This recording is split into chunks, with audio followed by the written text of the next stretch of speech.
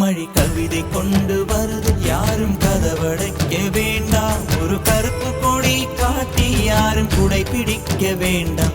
இது தேவதையின் பரிசு, யாரும் திரும்பிக் கொள்ள வேண்டாம். நெடுஞ்சாலையிலே நனைய ஒருவர் சம்மதமும் வேண்டாம். அந்த மேகம் சுரந்த பாடில் ஏன் நனைய மறுக்கிறாய்?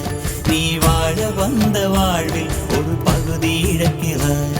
நீ கண்கள் மூடி கரையும் போது மண்ணில் சொர்க்கம் ஏதுவாய். கண்கள் மூடி கரையும் போது மண்ணில் சொர்க்கம் ஏதுவாய்.